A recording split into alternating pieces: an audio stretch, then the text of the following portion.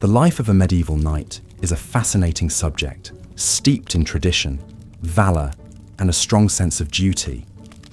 In order to fully understand the world of these armored warriors, we must first travel back in time to the Middle Ages, a period that extended roughly from the 5th to the 15th century. Picture, if you will, a world of towering stone castles, vast open fields, and the clattering sound of steel on steel echoing through the air. This was the world of the medieval knight, a world defined by chivalry, warfare, and the intricate social hierarchy of feudalism. Knights were often of noble birth, part of the aristocratic class that ruled the land. They were trained in the art of warfare and expected to uphold the knightly virtues of bravery, honor, and loyalty to their liege lord. But the life of a knight was not all about combat. In fact, it was a complex, multifaceted existence that involved a deep understanding of social norms, a commitment to religious duties, and a strong sense of community and responsibility. The journey to becoming a knight began early, often when a boy was just 7 years old. At this tender age, the future knight would leave his family home and start his training as a page in the household of a lord. This period of his life was focused on learning the basic skills he would need as a knight, including horse riding, weaponry, and hunting. But his education wasn't purely physical. The page would also receive instruction in reading, writing, music, and the Christian faith. He would learn about the codes of chivalry, the importance of honor, and the expectations of his class. After 7 years as a page, at around the age of 14, the young man would graduate to the role of a squire. This was a more advanced stage in his training, where he would serve directly under a knight, acting as his shield bearer and assistant. This was a crucial time in a knight's formation, as it offered him first-hand experience of the knightly life. He would accompany his knight to tournaments and battles, learn about strategy and tactics, and understand the realities of warfare. The squire would also take on more responsibilities, often caring for his knight's horse and equipment. The life of a squire was not an easy one, but it was a necessary stepping stone on the path to knighthood. It was during this time that the young man would truly prove his worth and show that he had the potential to become a knight. His skills, character, and understanding of his role would be tested, and only those who passed these tests would be considered for the honor of knighthood. The final step in a knight's journey was the dubbing ceremony, a solemn and significant event that marked his official entry into the ranks of knighthood. The ceremony was often conducted by the knight's liege lord, who would bestow upon him the title of knight, usually by tapping him on the shoulder with a sword. This was an incredibly important moment in a knight's life, symbolizing his transition from squire to knight and his acceptance into the chivalric community. Once knighted, the warrior would lead a life of service and duty, bound by the codes of chivalry to protect the weak, serve his lord faithfully, and uphold the honor of his name. He would be expected to demonstrate bravery in battle, wisdom in council, and a deep commitment to his religious duties. The life of a medieval knight was certainly one of privilege, but it was also one of great responsibility and sacrifice. To be a knight was to embody the ideals of chivalry, to serve one's lord and community with unwavering dedication, and to navigate the complex social and political landscape of the feudal system. As we delve deeper into the world of the medieval knight, we will explore the many facets of their lives, from their training and duties to their role in society and their influence on the development of the Middle Ages.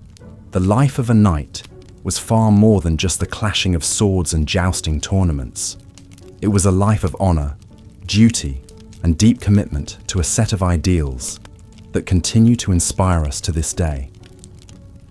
So let's journey together into this fascinating era and discover the true essence of what it was like to be a medieval knight. In the early life of a knight, much like in the lives of many young boys in the medieval period, a strong emphasis was placed on training for warfare. From a very young age, usually around 7, boys of noble birth were sent to live with a lord as a page, where they would begin their education in the arts of war and chivalry. This was not an easy life, nor was it short. The training of a knight lasted typically until the age of 21, a lengthy period of 14 years. The first few years of this period were focused mainly on basic physical training. The young pages were taught to ride horses, handle weapons, and were given a rigorous physical regimen to build strength and endurance. They were also taught the basics of chivalry, the code of conduct that governed the behavior of knights. This included lessons on honor, courage, loyalty, and respect for women. These lessons were not just theoretical, they were very much a part of everyday life for a knight. Even at this early stage, the pages were expected to adhere to this code, and any deviation was met with harsh punishment. As the boys grew older and their skills improved, they progressed to the stage of being a squire. This was a significant step up from being a page. Squires were the personal assistants to knights, and as such, they were given more responsibilities and were expected to participate in actual combat training. They were taught how to use various types of weapons, such as swords, lances, and bows. They practiced combat tactics, learned how to wear and maintain armor, and were even trained in the art of jousting. Despite the harshness and rigidity of their training, squires were not without their moments of leisure. They were often allowed to participate in tournaments, which were grand events that combined the thrill of combat with the pageantry of a festival. Tournaments were important social events and a chance for squires to show off their skills and earn recognition. They were also an opportunity for squires to hone their combat skills in a relatively safe environment, as the weapons used in tournaments were usually blunted. The life of a squire was not all about training for war, however. They were given a well-rounded education that included lessons in reading, writing, and arithmetic. They were taught the principles of feudalism, the political and social system that governed medieval Europe, and were expected to understand and uphold these principles. Squires were also introduced to the finer points of courtly etiquette, learning how to behave in the presence of lords and ladies, how to speak eloquently, and how to conduct themselves with dignity and grace. After years of rigorous training and education, a squire would finally be ready to become a knight. This was a momentous occasion, marked by a grand ceremony known as the accolade. The squire would be dressed in a white tunic, symbolizing purity, and a red robe, symbolizing the blood he was willing to shed for his lord. He would kneel before his lord, who would then tap him on the shoulders with a sword, officially bestowing upon him the title of knight. Once a man had become a knight, he was expected to serve his lord in battle, protect the weak and defenseless, and uphold the principles of chivalry. He was given a fief, a plot of land, as a reward for his service, and was expected to manage this fief and its inhabitants. He was also expected to participate in tournaments, which served as both a form of entertainment and a way to maintain and improve his combat skills. The life of a medieval knight was not easy, but it was one of great honor and responsibility. From a young age, knights were trained to be warriors, leaders, and upholders of the social order. They were expected to live by a strict code of conduct, which demanded courage, honor, and loyalty. Despite the hardships and dangers they faced, knights were respected and admired figures in medieval society. They were the epitome of the medieval ideal of the warrior aristocrat, a combination of martial prowess and noble values. From the rigorous training of their youth to the demands of their adult lives, knights were shaped by the unique challenges and responsibilities of their position in society. They were more than just warriors. They were symbols of the values and ideals of their time. The life of a medieval knight was a life of duty, honor, and sacrifice, a life dedicated to serving others and upholding the principles of chivalry. As we turn the page on the life of a medieval knight, we delve deeper into the intricacies of their training. The process was not one to be taken lightly, nor was it a short journey. It was a journey that began in childhood and culminated in a life of service and honor. It was not uncommon for the sons of nobles to start their training as early as 7 years old. They would be taken under the wing of a more experienced knight, usually a close relative, or a knight in service to their family, who would serve as their mentor and guide through the early years of their training. These early years were often spent in the household of their mentor, a period known as pagehood. During this time, they were taught basic skills such as horse riding, hunting, and basic combat skills. But it was not all about physical training. The young pages were also expected to learn about the chivalric codes, the religious doctrines, and the social etiquette of the time. They would serve in the household, learning humility and obedience, and gaining a practical understanding of how a knightly household was run. As they grew older and more skilled, usually around the age of 14, the young pages would graduate to the rank of squire. Now their training intensified. They would practice with a variety of weapons, including swords, lances, and bows. They would learn to fight in armor, to joust, and to participate in mock battles. The squires were also responsible for maintaining their knights' equipment, a task that taught them the importance of keeping their gear in top condition. They would sharpen the swords, polish the armor, and take care of the horses. Yet, their duties were not limited to the battlefield. They served as personal attendants to their knights, aiding them in all matters, from dressing to eating. This close relationship allowed them to observe and emulate the behavior of their mentors. The squires would also accompany their knights to tournaments and battles, providing them with first-hand experience of what their future role would entail. After several years of rigorous training, the squire would finally be ready for the knighthood. The ceremony of knighthood was a solemn and religious affair, often taking place in a church. The night before the ceremony, the squire would undergo a ritual purification, known as the Vigil of Arms. They would pray and fast, preparing themselves spiritually for the responsibilities that lay ahead. On the day of the ceremony, the squire would be dressed in a white tunic, symbolizing purity, a red robe, signifying nobility, and a black doublet, representing mortality. They would then kneel before the Lord, or the knight, who was to dub them. The Lord would tap the squire on each shoulder with a sword, a practice known as the accolade. With this action, the squire would become a knight, ready to serve their lord and protect their land. The road to knighthood was long and arduous, but it molded these young boys into men of honor, courage, and skill. They were not just warriors, but also protectors of the weak, upholders of justice, and embodiments of the chivalric codes. The life of a knight was not an easy one, but it was one filled with purpose and respect, a life that many aspired to, yet few achieved. As we continue in the life of a medieval knight, we will explore the duties and responsibilities that came with the title, the challenges they faced, the role they played in the society they helped shape, and the legacy they left behind. For now, let the resonating clang of swords, the echo of hooves, and the rustling of armor lull you into a restful slumber as we delve deeper into the fascinating world of the medieval knight in our next section. As we continue our journey through the life of a medieval knight, we now find ourselves in the heart of the knight's adolescence.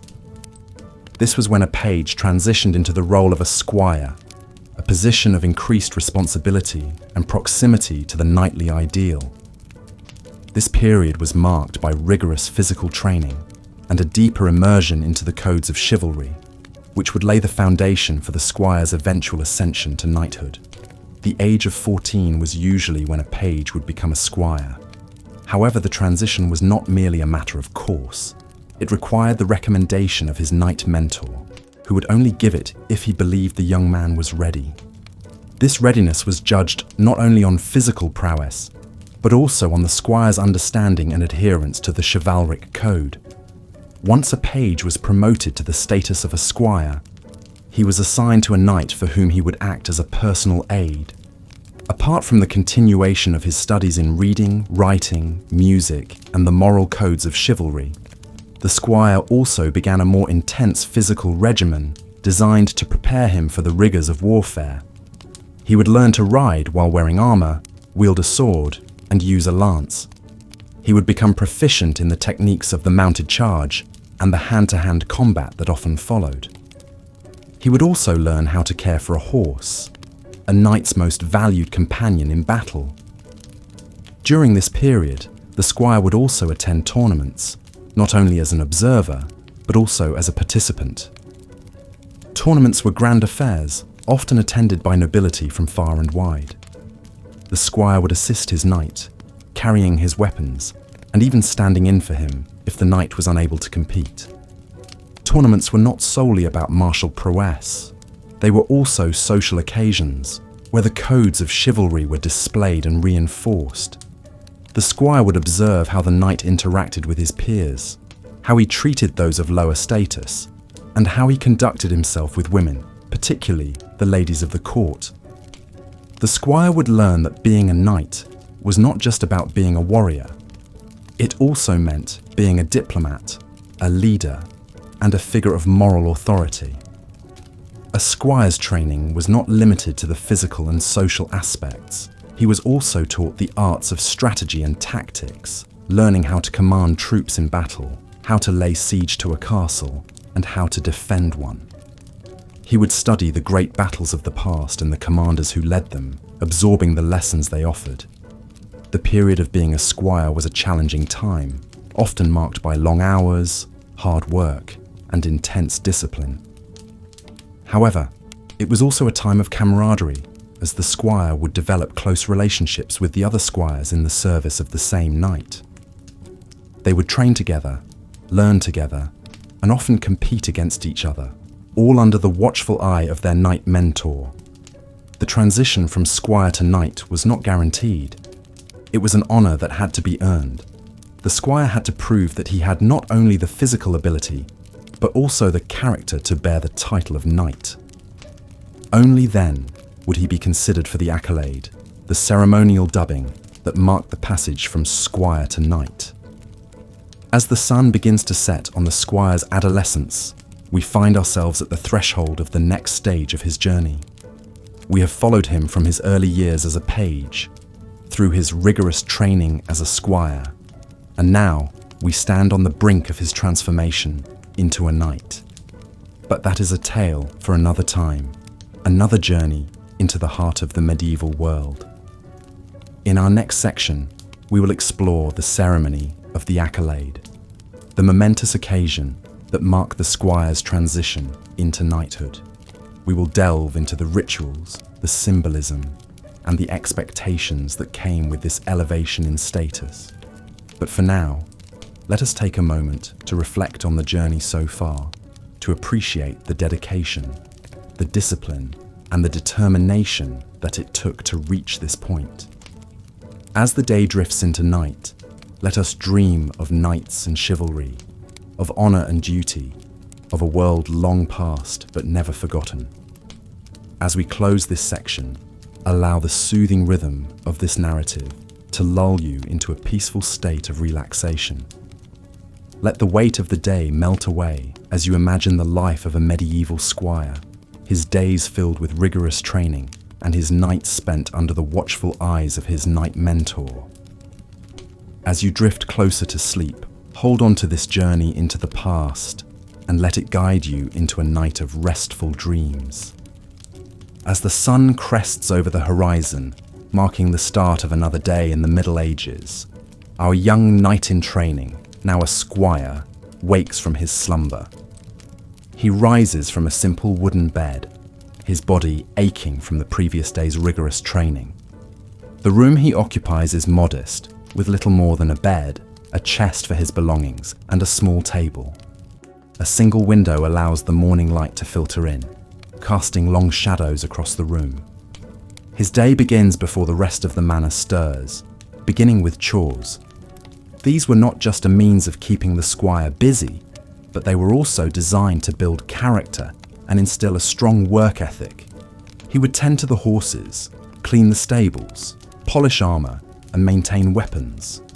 Each task was a lesson in responsibility, demonstrating the importance of caring for one's equipment, a lesson that could mean the difference between life and death on the battlefield. As dawn gives way to morning, the squire would join his knight for breakfast. Meals were simple, often consisting of bread, cheese, and sometimes meat or fish. This was also a time for the knight to impart wisdom and knowledge to his squire. They would discuss strategies for combat, the codes of chivalry, and the politics of the realm.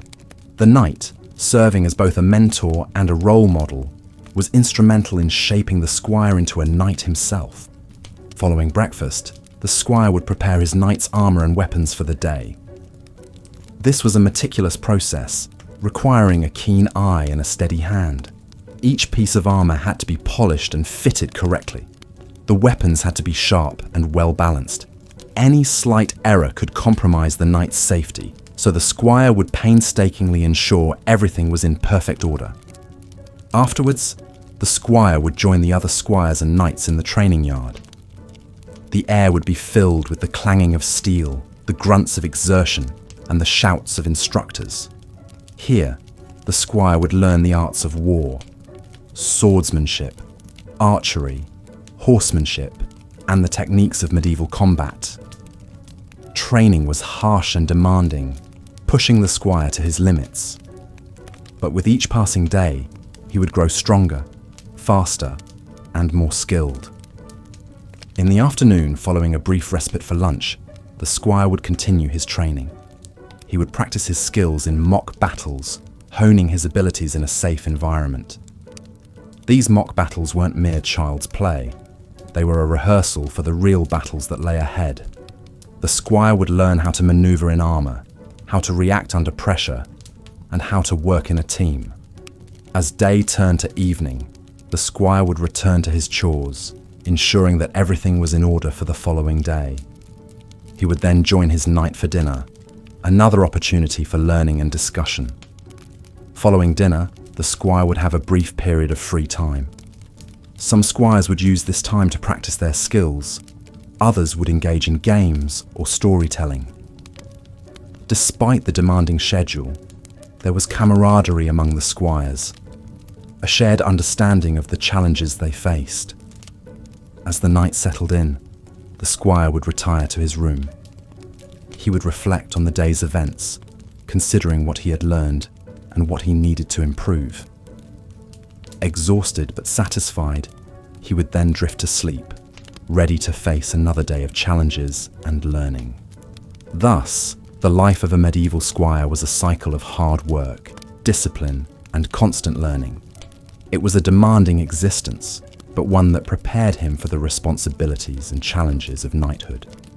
The road was long and arduous, but for those who persevered, the reward was the honor and prestige of becoming a knight. As we continue our journey through the life of a medieval knight, let us remember the dedication and perseverance of these young men who endured rigorous training in the pursuit of chivalry and honor. In the cold, pre-dawn light, our young knight embarks upon his first true test of valor, his first battle. Clad in his newly earned suit of armor, he mounts his trusty steed, the weight of his sword a comforting presence at his hip. The air is thick with a sense of anticipation, and the ground beneath him vibrates with the restless energy of hundreds of armored men preparing for the chaos that is about to unfurl. As the sun emerges from the horizon, casting long shadows over the shifting sea of steel, our knight, not yet fully a man, has the first taste of the grim reality of his chosen path. Battle, he quickly learns, is not the romanticized clash of honor and glory he had imagined. It is a brutal, chaotic, and terrifying ordeal, a dangerous dance of steel and horseflesh where a single misstep could spell the end. Despite the terror and chaos, the young knight does his duty, fighting doggedly with all the skills he has honed over years of rigorous training. He fights not only for his own survival, but also for the honor of his lord and the safety of his homeland. He learns quickly that the battlefield is not a place for individual glory, but a place where teamwork and discipline reign supreme. Each knight is part of a larger whole, a cog in the grand machine of war, and each has a role to play. Surviving his first battle, our knight returns home a changed man. The naive boy who left is replaced by a battle-hardened warrior, a man who has tasted the bitter reality of war and emerged stronger for it. He carries with him the scars of battle, both physical and mental, as constant reminders of the price he has paid for his knighthood. As years pass, the knight's life becomes a cycle of training, service, and occasional bouts of warfare. He lives by a strict code of chivalry, a set of moral and social rules that govern his every action. He is expected to be the paragon of virtue, to be loyal, courteous, generous, and brave. He is the protector of the weak, the champion of justice, and the defender of his lord's lands. In times of peace, the knight's life is one of service and duty. He acts as the lord's right hand, carrying out his will and ensuring the smooth running of his lands. He oversees the training of new squires, ensuring that the next generation of knights is ready to bear the burden of knighthood. He also acts as a judge, settling disputes among the common folk and ensuring that justice is served. Yet, being a knight is not all duty and warfare. There is also time for leisure and enjoyment. Tournaments are a common pastime for knights, providing an opportunity to display their martial prowess in a less deadly environment than the battlefield. These events are grand spectacles, filled with music, feasting, and merriment. Knights engage in jousting, archery, and melee combat, competing for glory and the favor of the ladies. Speaking of ladies, courtly love is another important aspect of a knight's life. Knights are expected to be courteous and chivalrous towards women, treating them with respect and admiration. A knight would often dedicate his victories in tournaments and battles to a lady, often one who is unattainable due to her high social status or marital status. This unrequited love is viewed as a noble pursuit, a testament to a knight's dedication and virtue. As our knight grows older, the rigors of his duties and the toll of numerous battles begin to weigh heavily on him. His once youthful vigor is replaced by the stoic endurance of a seasoned veteran. Yet, despite the hardships, he carries on, driven by duty and honor, ever the paragon of chivalry and virtue. In the twilight years of his life, our knight may retire to a life of peace, passing on his duties to a younger generation. Yet, he remains a knight until the end, his life a testament to the ideals of chivalry and the harsh realities of the medieval world. He may no longer wear the armor or wield the sword, but he carries with him the indomitable spirit of the knight, a spirit forged in the fires of battle and tempered by a lifetime of duty and service. The life of a medieval knight, as we have seen, is one of duty, honor, and hardship. It is a life chosen by few, but respected by many. It is a life that encapsulates the spirit of the medieval age, a time of great turmoil and change, a time when the ideals of chivalry and the reality of war coexisted in a delicate balance. It is a life that, despite its many challenges, was filled with moments of glory, courage, and honor, moments that continue to capture our imagination and inspire us today. As we delve further into the daily life of a medieval knight, we turn our attention from the ceremonial aspects of knighthood and the lengthy process of becoming a knight to a more personal perspective, the knight's code of chivalry. A code that was not merely a set of rules or laws, but a way of life, shaping every aspect of a knight's existence, from his personal relationships to his conduct on the battlefield. Chivalry derived from the French word chevalier, meaning horseman, was a complex system of ideals and expectations. Knights were expected to demonstrate courage in battle, loyalty to their lord and peers, and a sense of fairness and generosity towards those less fortunate. These expectations were not only moral guidelines, but they were deeply intertwined with a knight's social standing and reputation. A knight's honour, and by extension his societal value, was measured by his adherence to these chivalric principles. Courage, for instance, was not simply a matter of physical bravery. It also encompassed the willingness to confront fear, uncertainty, and intimidation. A knight was expected to face danger head-on, whether that danger took the form of an enemy on the battlefield, a moral quandary, or a personal challenge. This courage extended beyond the physical realm and into the realm of ideals.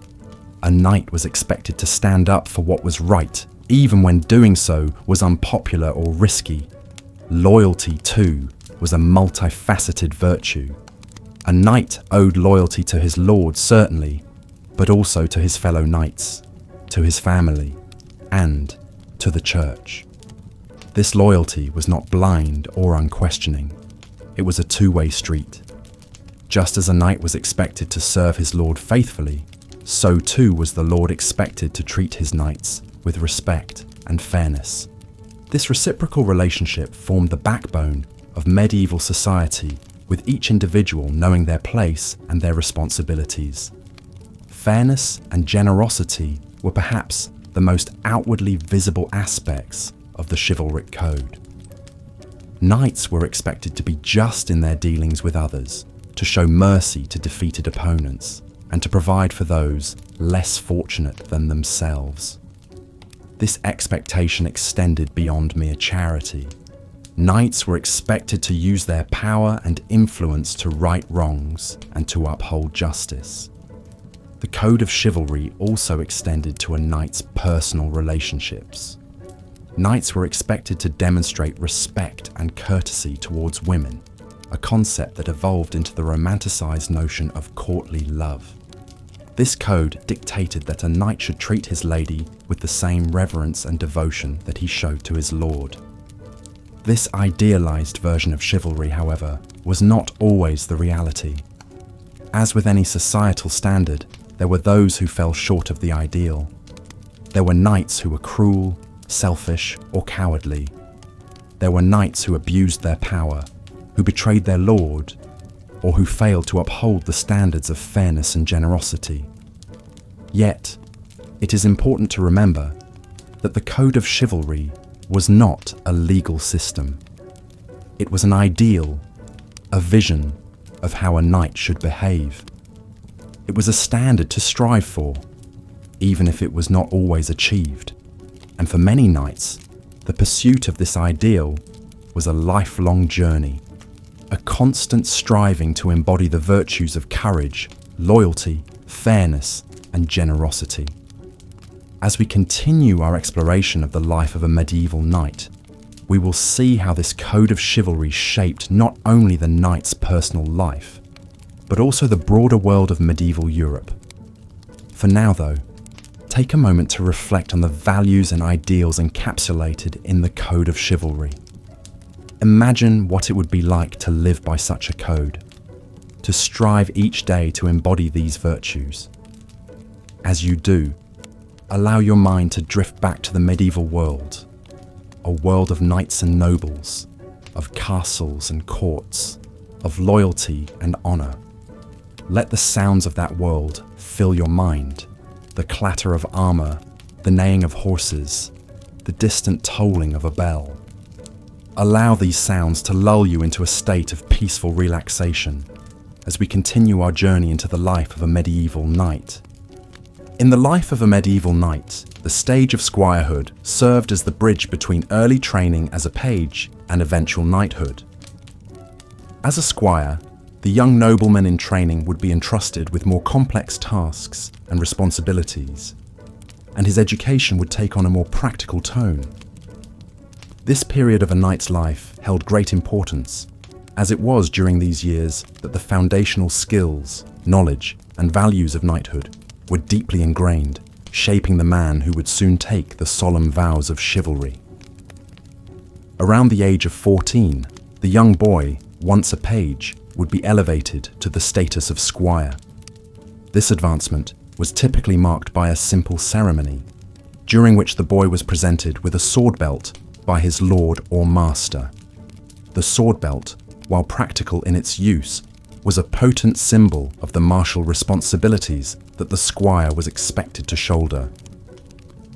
It was a visual reminder of the path of courage, strength, and honor that lay ahead.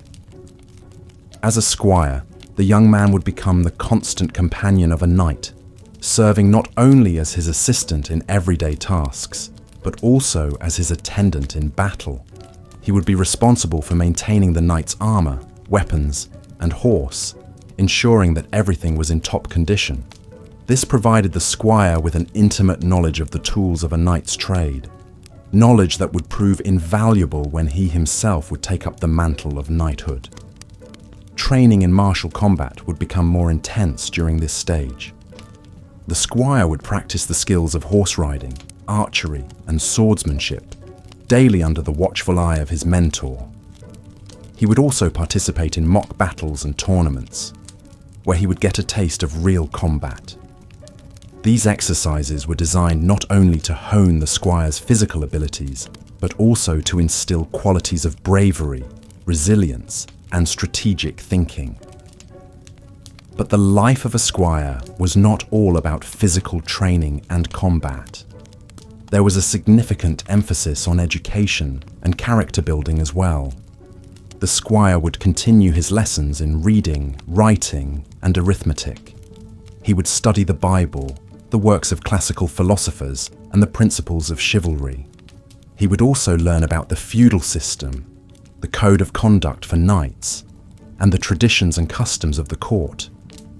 The squire's character was considered as important, if not more so, than his physical prowess. He was expected to embody the virtues of honesty, loyalty, generosity, and modesty. He was taught to respect all, especially women, and to uphold the principles of justice and fairness. He was reminded that his primary duty as a knight was to protect the weak and the innocent, and to serve his lord and king faithfully. The squire's life was not all work and no play. There was time for recreation and socializing as well. The squire would partake in hunting and falconry, popular pastimes among the nobility. He would attend feasts and dances, where he would learn to navigate the complex social dynamics of the court. These experiences helped to polish the squire's manners and social skills, preparing him for the challenges of courtly life. The duration of squirehood varied from one individual to another, but generally, it lasted until the age of 21. At this point, if the squire had proven his worth through his skills, character, and conduct, he would be eligible for knighthood. The transition from squire to knight was marked by a grand ceremony known as the accolade, where the squire was formally dubbed a knight by his lord or another knight of high standing. In conclusion, the stage of squirehood was a crucial period in the life of a medieval knight. It was a time of intense learning, growth, and transformation. It was during these years that the boy became a man, the trainee became a warrior, and the follower became a leader. The values, skills, and qualities instilled during this stage would guide the knight throughout his life, influencing not only his performance on the battlefield, but also his conduct in the court and his interactions with others.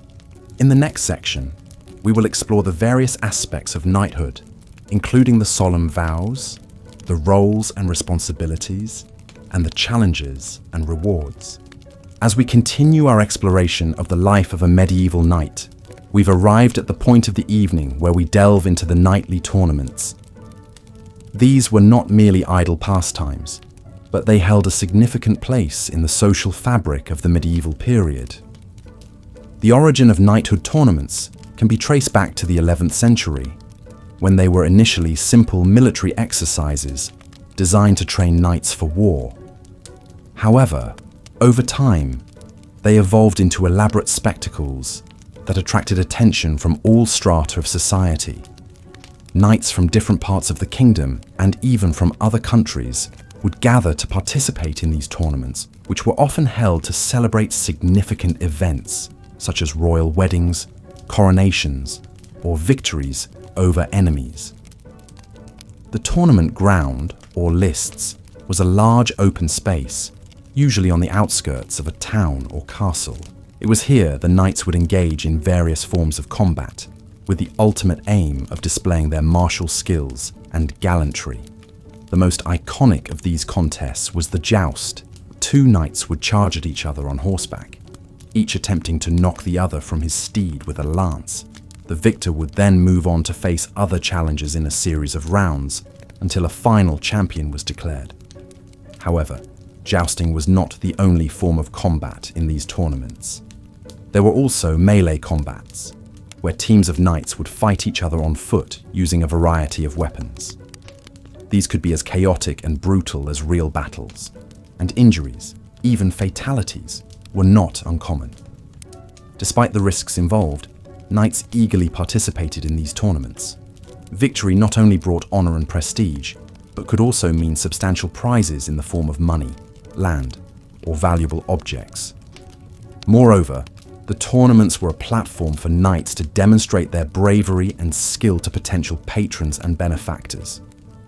The tournament was also a social event. It was attended by nobility and commoners alike, and everyone participated in the festivities. There were feasts, music, dancing, and other forms of entertainment. Ladies of the court played an important role in the proceedings. They would often present the prizes to the victors, and the most admired knight would be declared the Queen of Love and Beauty by the most distinguished lady present. These tournaments were not just about combat and revelry, though. They also served to reinforce the chivalric code that knights were expected to adhere to. Knights were expected to fight honorably, respect their opponents, and display courage and loyalty. In fact, a knight who behaved dishonorably could be disqualified or even banned from future tournaments. As we have seen, the life of a medieval knight was not just about warfare and duty. It was also about the pursuit of honor, glory, and personal achievement, and the tournaments provided an ideal platform for this. They were a reflection of the values and ideals of the time, and despite the brutality and danger involved, they remained a popular and enduring feature of medieval society. This concludes our exploration of the life of a medieval knight for this evening. As you drift off into sleep, let your mind wander through the grandeur and the excitement of a medieval tournament. Imagine the thunder of hooves, the clash of armor, and the cheers of the crowd. Picture the bright colors of the knights' shields and banners, the gleaming steel of their weapons, and the elegant ladies watching from the stands. Let these images carry you away to a time of chivalry and valor, and may they inspire dreams of grand adventures and heroic deeds.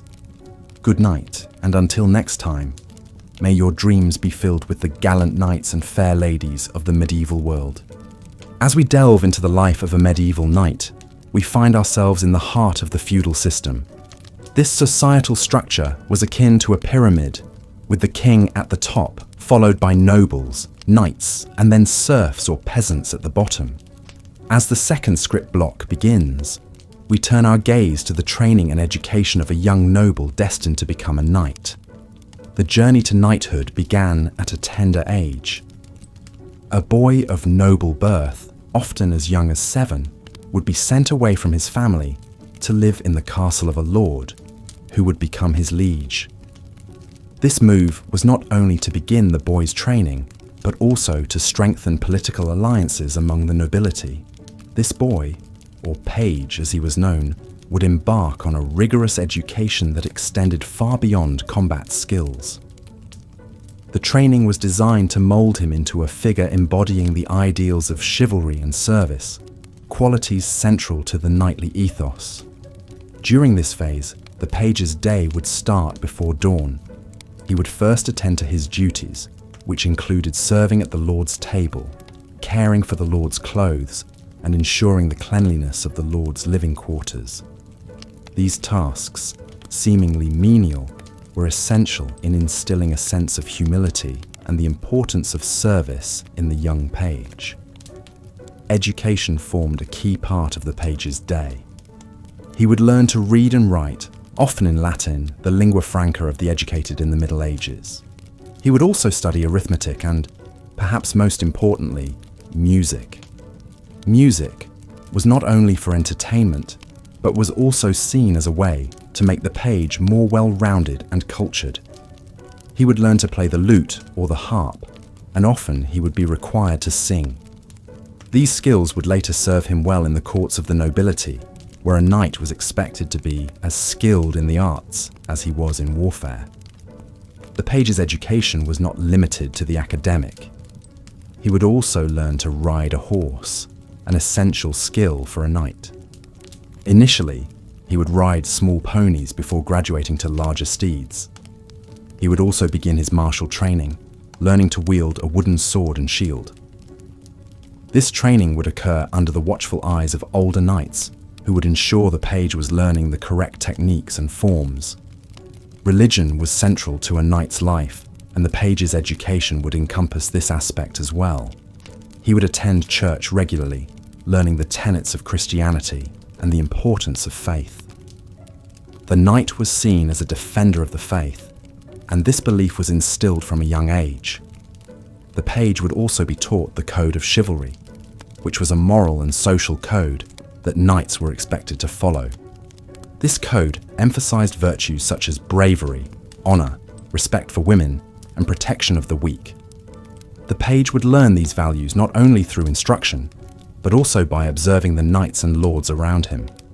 After several years of this rigorous education and training, usually around the age of 14, the page would become a squire. This was the next step on his journey to becoming a knight. As a squire, his responsibilities would increase, as would the intensity of his martial training. But that is a story for another time. As we end this section, imagine the young page, a child in many ways, living away from his family and learning the ways of a world that demanded so much of him. His days filled with duty, discipline, and the weight of expectation. Yet also imagine the pride he felt, the anticipation of the day when he would finally earn the right to call himself a knight. This was the beginning of a journey that would shape not only his life, but the entire fabric of the Middle Ages. In the first blush of adulthood, our young knight in training would enter the stage of knighthood known as the squire. This stage was an integral part of the knight's journey, a period of learning and proving one's worth. The young man, often around the age of 14, would leave his family to live with a knight, serving as his attendant while learning the ways of chivalry, combat, and courtly manners. This was not an easy transition, nor was it meant to be. The squire's life was one of service and humility, of polishing armor and grooming horses, of observing and absorbing the ways of the seasoned knights. Squires had a wide range of duties. They assisted knights in battle, often carrying their weapons and shields, ensuring their armor was in good condition, and tending to their horses. They would also serve the knight at meal times, pouring their drinks and cutting their meat. But these chores were not without their rewards. As they served, squires were privy to the conversations of knights and lords, gaining insight into the world of politics, warfare, and the chivalric code. The squires were not just servants, but students. They learned horsemanship, a crucial skill for a knight, and practiced wrestling and hunting to enhance their physical strength and dexterity. They were taught to read and write in Latin and French, the languages of the court and church. Through these lessons, they acquired the knowledge and skills required to navigate the complex world of medieval society. As they grew older, squires were expected to accompany their knight to tournaments, an essential aspect of knightly life. These events were not just games, but a showcase of military prowess and chivalry. They were occasions for knights to test their martial skills, to earn glory, and to reinforce social bonds. For the squire, they were a chance to observe and learn, and sometimes to participate. In a tournament, knights would compete in events like jousting and melee combat. Squires would assist their knight, helping him don his armor, caring for his horse, and providing him with weapons. But squires weren't just spectators. They too had a role in the tournament. In some events, squires were allowed to compete, giving them a chance to show their own martial prowess. These were important opportunities for the squire, for if they performed well, they could attract the attention of other knights and lords, enhancing their reputation and prospects. Life as a squire was not all work and no play. There were times for leisure and entertainment, for songs and stories, for games and sport. Squires would often engage in mock battles and horse races, enhancing their skills while having fun. These activities, while certainly enjoyable, were also an integral part of their training, teaching them teamwork, strategy, and the art of war. As the squire grew older and more proficient in his duties, he would gradually take on more responsibilities. He might be asked to lead a group of younger squires, or to assist the knight in more complex tasks. These were signs that the squire was nearing the end of his training, that he was ready to take on the mantle of knighthood. The transition from squire to knight was not automatic. It was a privilege that had to be earned through years of service and dedication. When the knight felt that the squire was ready, he would recommend him for knighthood. This was a momentous occasion, one that was often accompanied by a grand ceremony. The night before the ceremony, the squire would take a ritual bath, symbolizing purification. He would then don a white tunic, representing purity, a red robe, symbolizing nobility, and black shoes, signifying death. During the ceremony, the knight would dub the squire, tapping each of his shoulders with the flat of a sword in a ritual known as the accolade. This was the moment the squire had been working towards, the moment he became a knight. But the ceremony did not mark the end of the knight's journey. Rather, it was the beginning of a new chapter, one filled with responsibilities and challenges, with honor and glory. The newly made knight was now a member of the nobility, a defender of the realm, a champion of chivalry. He had earned his spurs, but the real test of his mettle was yet to come. As we continue our exploration into the life of a medieval knight, we find ourselves at a pivotal moment in the young squire's life. The day of his dubbing, the official ceremony that would elevate him to the status of a knight, had finally arrived. This was a day of great anticipation, a day where years of rigorous training, discipline, and dedication would culminate in a single, solemn ceremony. The ceremony of dubbing was a deeply spiritual and symbolic event. The night before the dubbing, the squire would partake in a ritual known as the Vigil of Arms. Here, the squire would fast and pray in a chapel, contemplating the gravity of the commitment he was about to make. This was a time for introspection, a time to reflect on the virtues of chivalry he was vowing to uphold. The squire would lay his armor and weapons on the chapel's altar, symbolically offering them to God.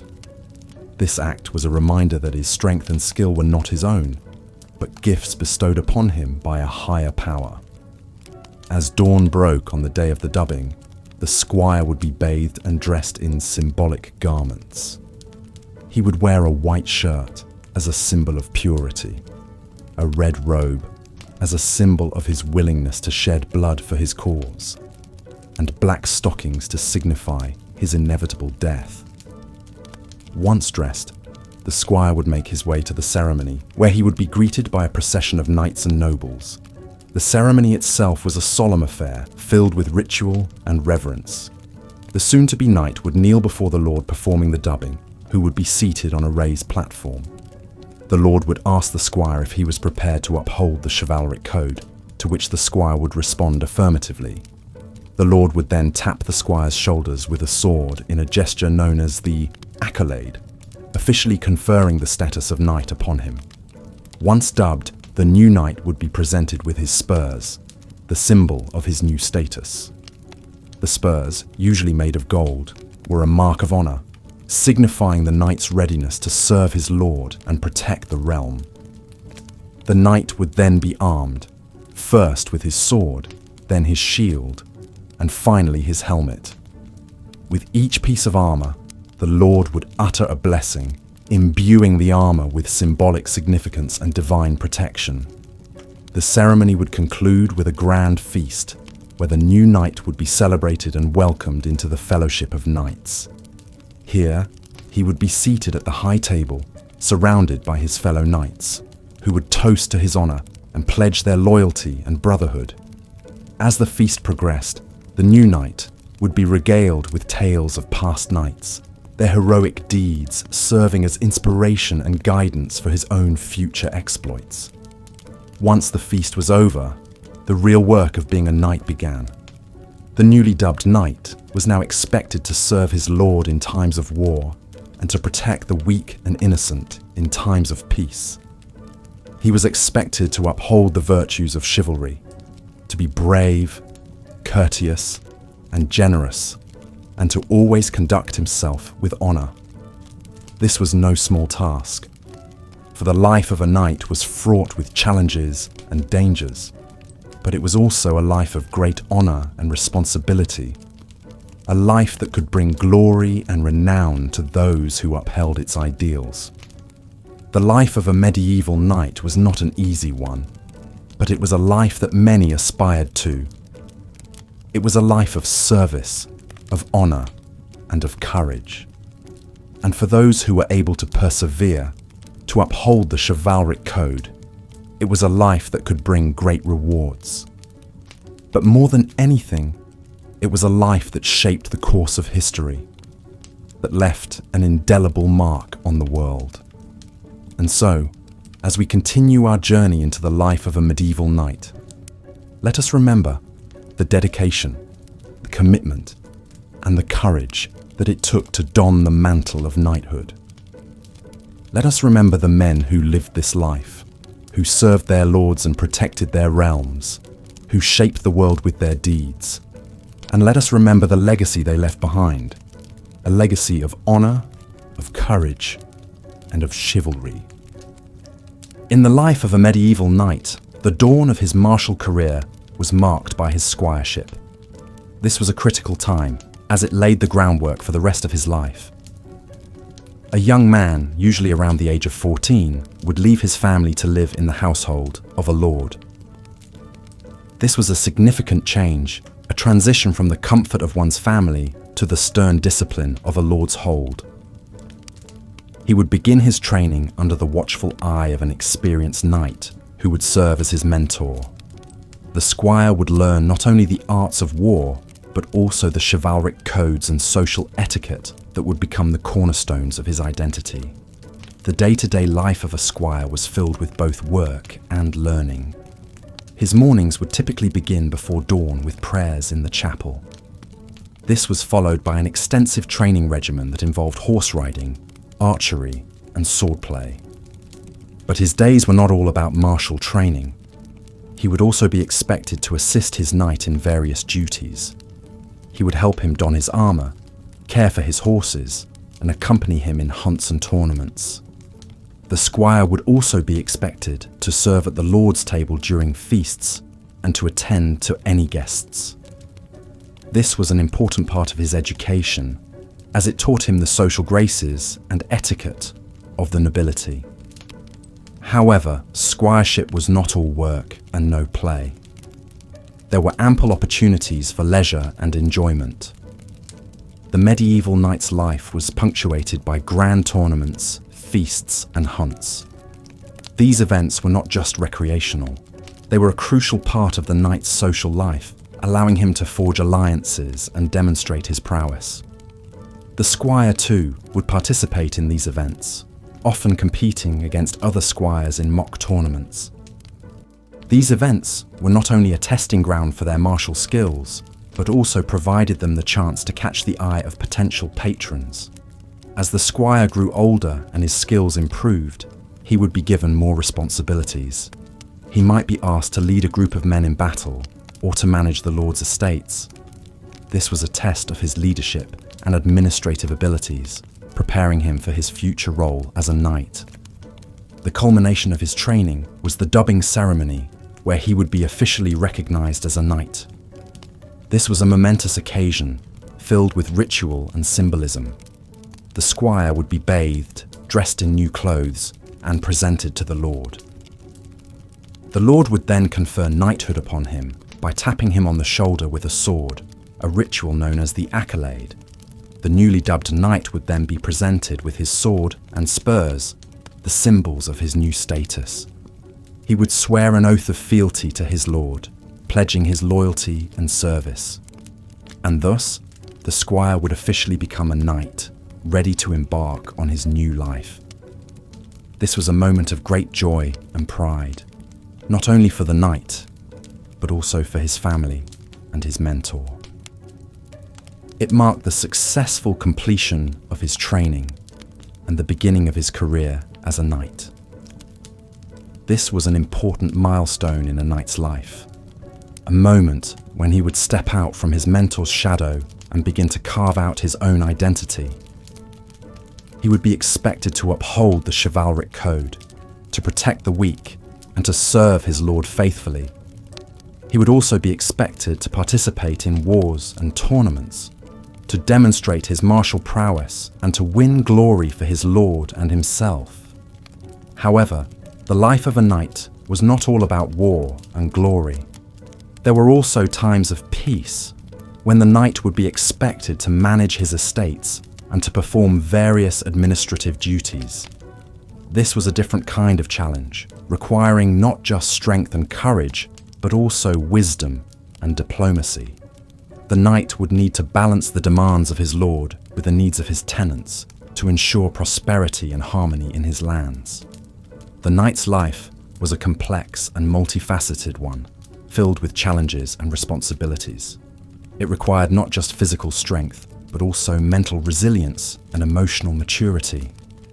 Despite the hardships and the risks, it was a life that many young men aspired to, drawn by the allure of honor, glory, and adventure. In the next section, we will explore the later years of a knight's life, a time of reflection and consolidation. We will look at the challenges and rewards of this period and how the knight navigated the twilight of his career. Whether in war or in peace, in youth or in old age, the knight remained a figure of fascination and reverence, a symbol of the ideals and aspirations of the medieval world. As we journey further into the life of a medieval knight, we find ourselves in the midst of the knighting ceremony. This pivotal moment in a squire's life is the culmination of years of training and preparation. The evening before the ceremony, the squire would take a ritual bath, symbolic of purification. Dressed in a white tunic to represent purity, red robes to symbolize the blood he was willing to shed for his lord and his people, and a black robe as a reminder of his eventual death, the squire would prepare himself for the solemnity of the occasion.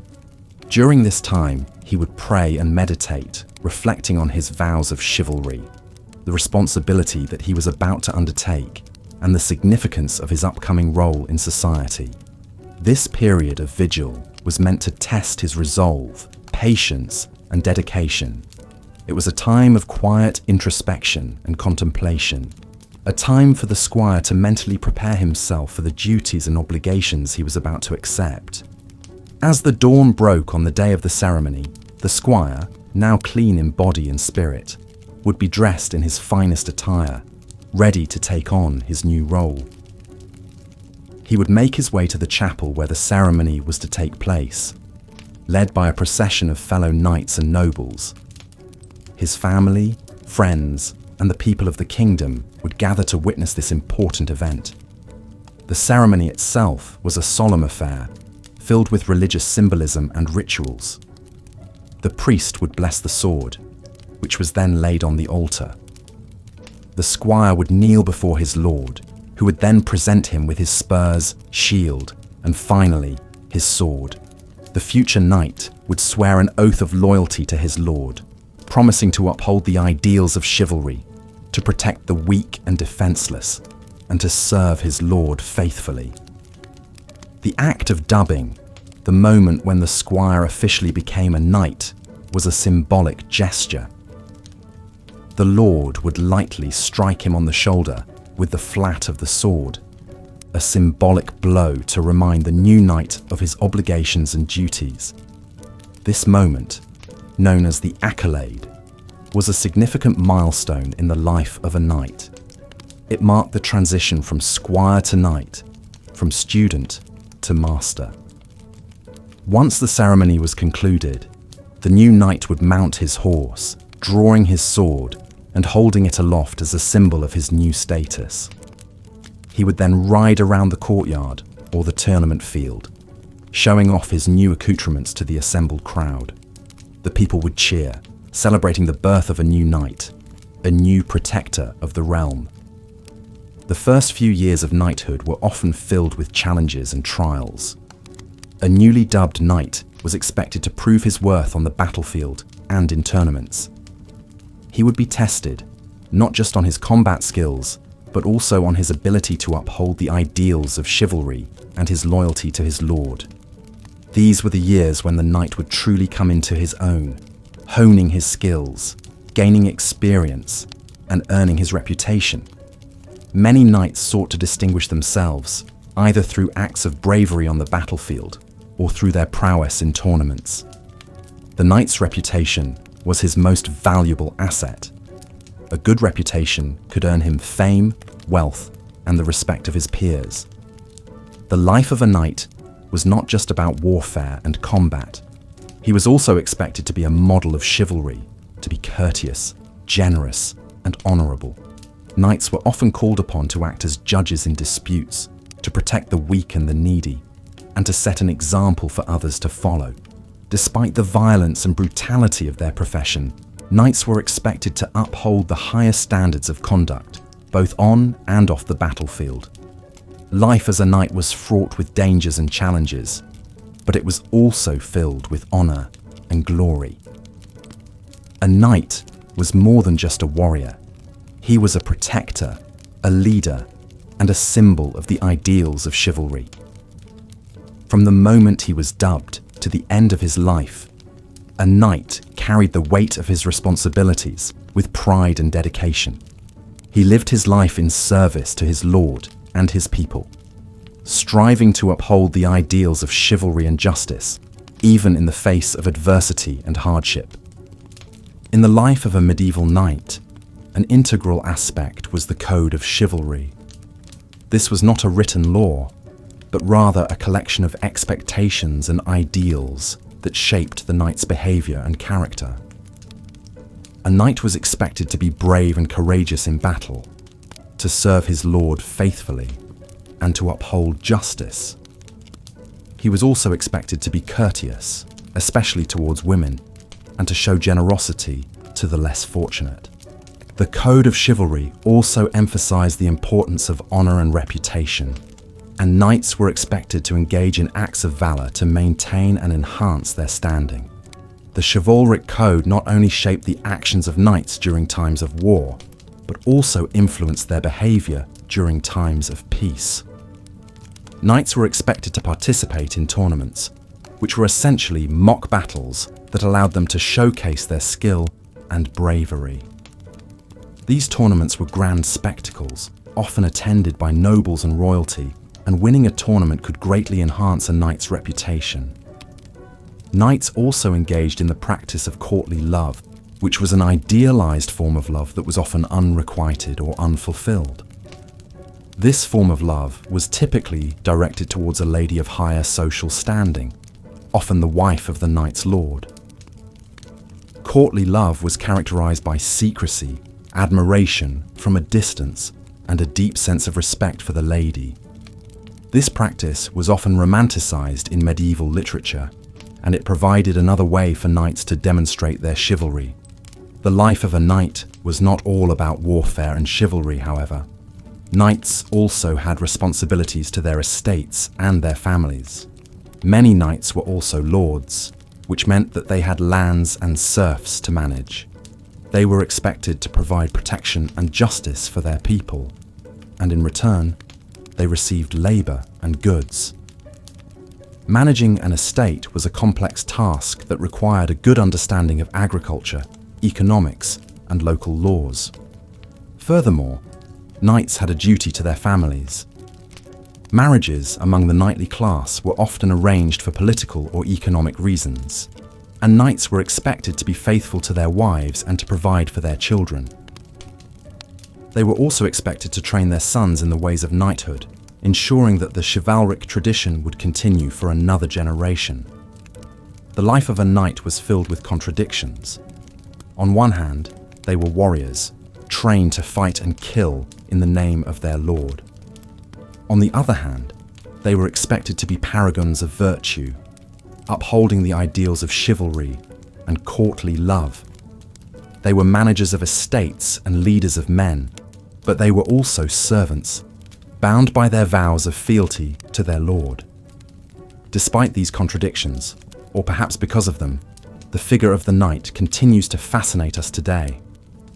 In the next section, we'll delve into the twilight years of a knight's life, examining how they navigated the challenges of aging in a society that valued physical prowess and martial skill. We'll also explore the legacy that knights left behind, both in terms of their tangible contributions, such as castles and fortifications, and their intangible contributions, such as the ideals of chivalry that continue to influence our culture today. As you drift off to sleep, let your mind wander through the grand halls of medieval castles, filled with the echoes of clashing swords and the whispers of courtly love. Let the tales of knights and chivalry guide you into a peaceful slumber, filled with dreams of valor and honor. As we navigate the intricate pathways of a medieval knight's life, we now find ourselves at the threshold of adulthood. The young squire, having spent years learning the arts of war and chivalry, now stands on the precipice of a life-changing moment. He's about to be dubbed a knight. This pivotal ceremony was of great significance in the Middle Ages, and it's here that we'll focus our attention in this part of our journey. The dubbing ceremony, or the accolade, was a rite of passage for any medieval squire. It was the culmination of years of rigorous training and preparation. The ceremony was often religious in nature, underlining the Christian morals that were considered the bedrock of knighthood. The night before the ceremony, the squire would participate in a vigil of arms. Here, he would pray and fast, preparing his mind and spirit for the solemn responsibility he was about to undertake. The squire would often bathe as a symbolic act of purification, and would be dressed in symbolic colours: white for purity, red for nobility, and black for death, a bleak yet stark reminder of the deadly nature of his profession. The actual ceremony was filled with symbolism and tradition. The future knight would kneel before the Lord, conducting the ceremony, presenting his sword in homage.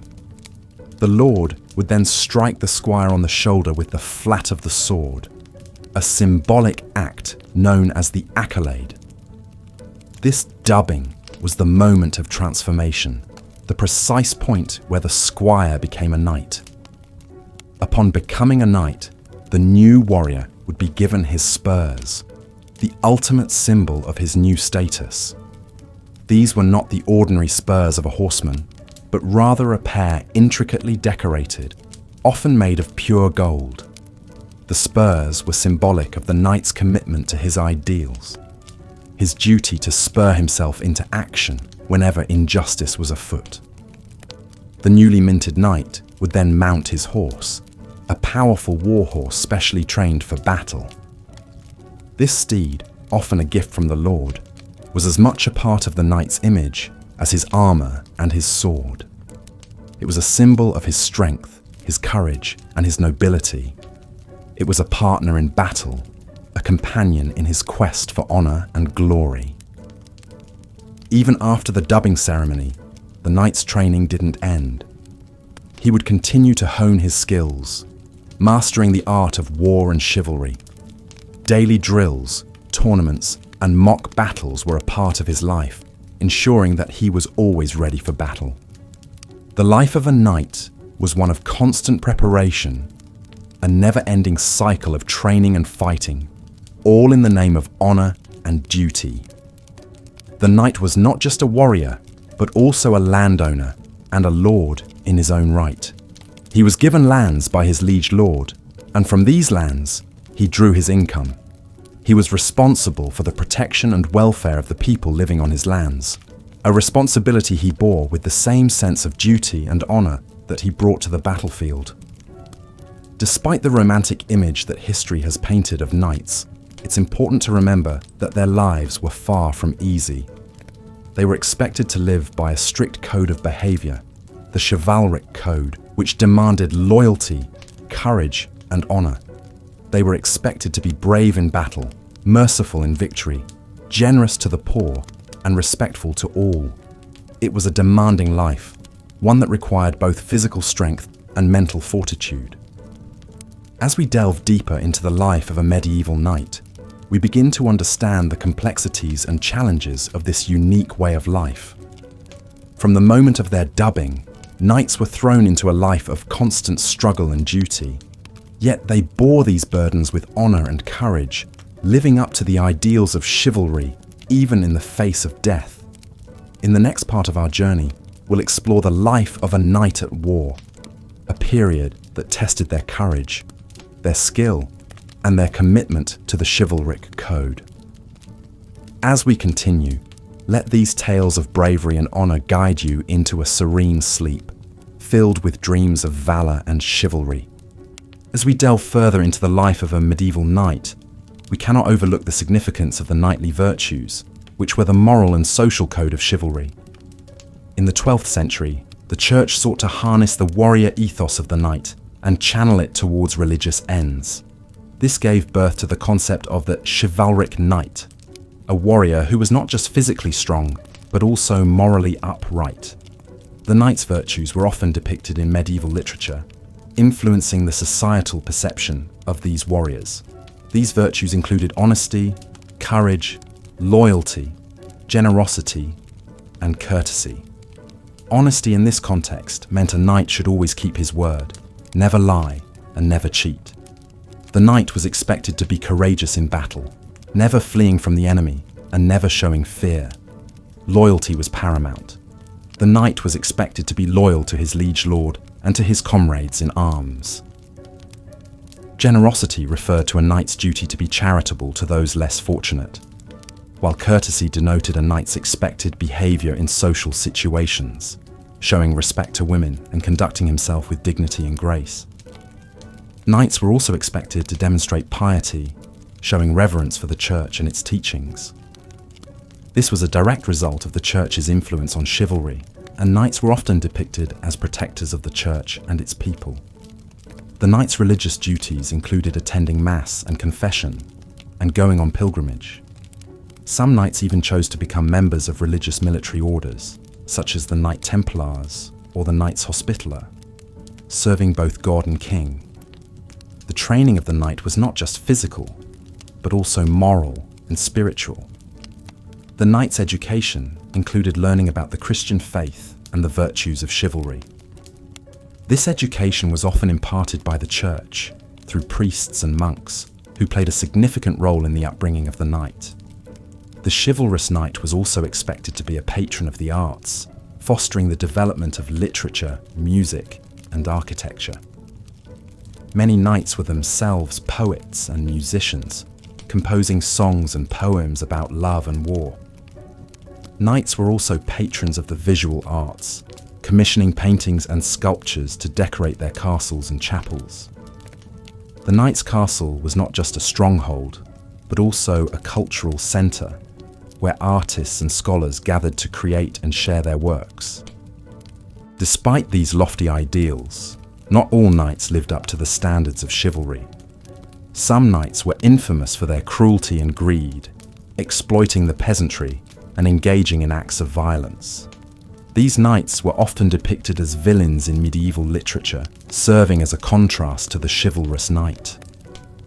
Life as a knight was not all about warfare and violence.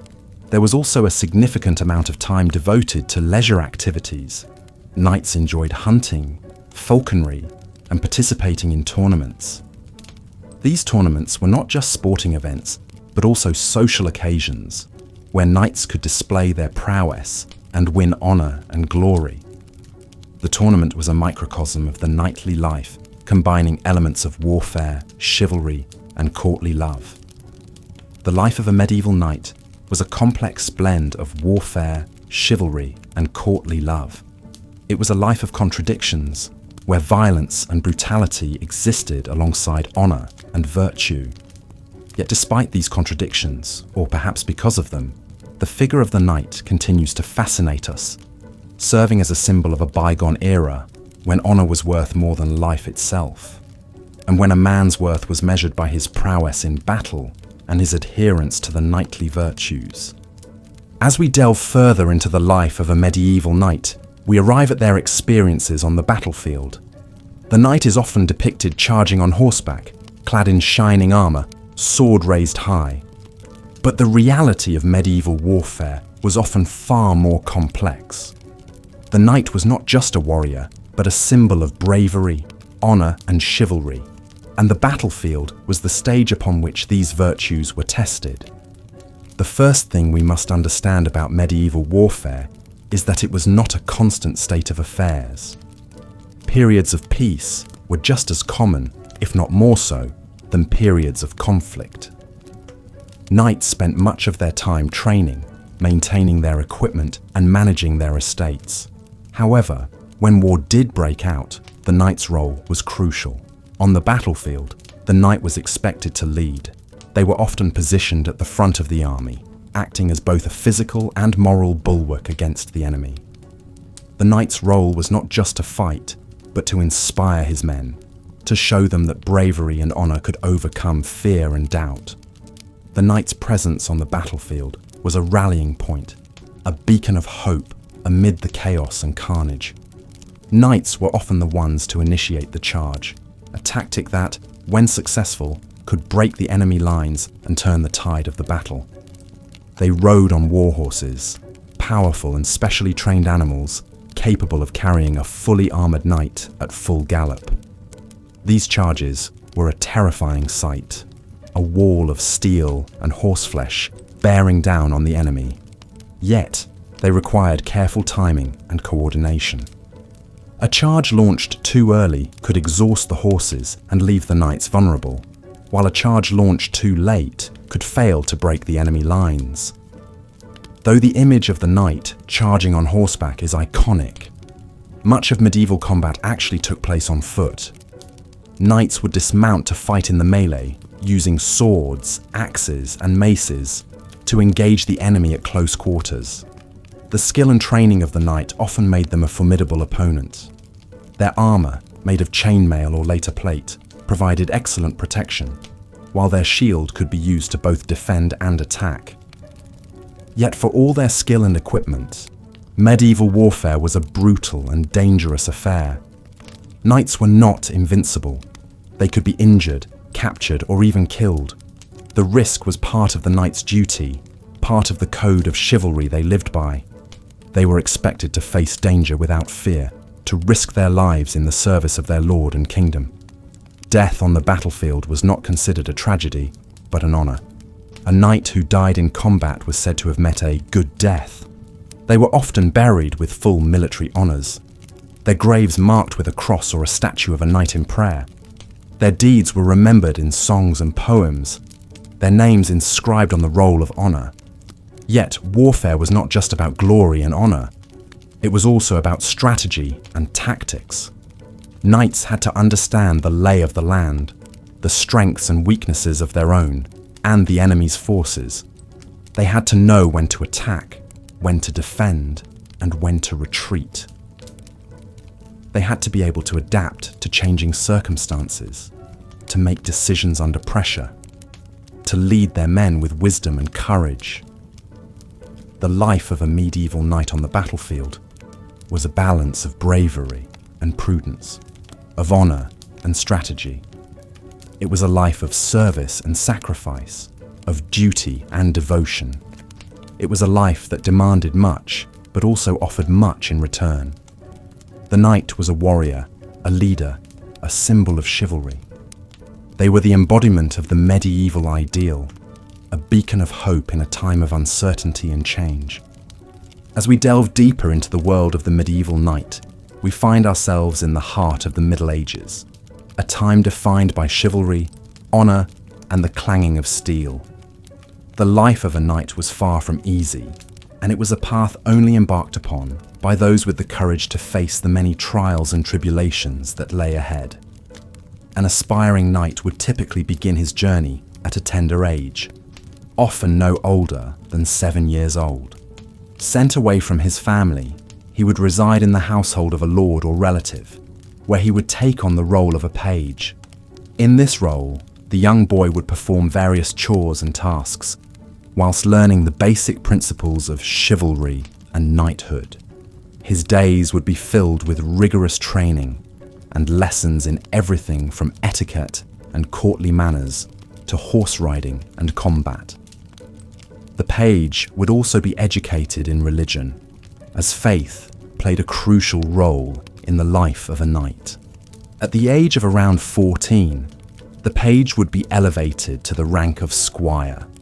This was a significant step forward in the journey to knighthood and was marked by an increase in responsibilities and duties. The squire would serve directly under a knight, acting as his personal attendant. He would assist in the maintenance of the knight's armor and weapons, accompany him to tournaments and battles, and even serve him at the dining table. Despite the seemingly menial nature of these tasks, they served a crucial purpose. They allowed the squire to observe the knight closely in his daily life, learning firsthand the virtues and codes of conduct that defined a true knight. He would witness the knight's bravery in battle, his fairness in judgment, his piety in faith, and his courtesy towards ladies. The squire would also continue his physical training, which was now more intense and focused. He would learn to handle a variety of weapons, including swords, lances, and bows. He would practice jousting and participate in mock battles, honing his skills and preparing himself for the real challenges that lay ahead. The rank of knight was not simply handed to the squire when he reached a certain age. It was a title that had to be earned through a demonstration of skill, courage, and virtue. When his master deemed him ready, the squire would undergo the ceremony of knighthood. This was a deeply religious and symbolic event, often taking place in a church and involving a night-long vigil, during which the squire would pray and prepare himself for the life that lay ahead. Upon his knighting, he would be presented with his armor and weapons, each piece symbolizing a different virtue. The helmet represented wisdom, the breastplate righteousness, the shield faith, and the sword the spirit of justice.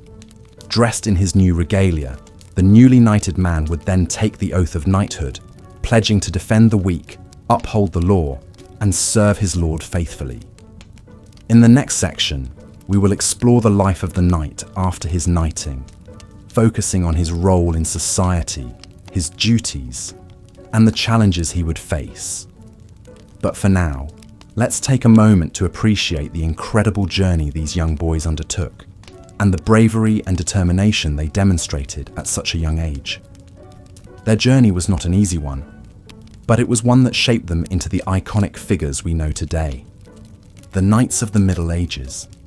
As we delve deeper into the life of a medieval knight, we must examine the heart of their existence, their code of chivalry.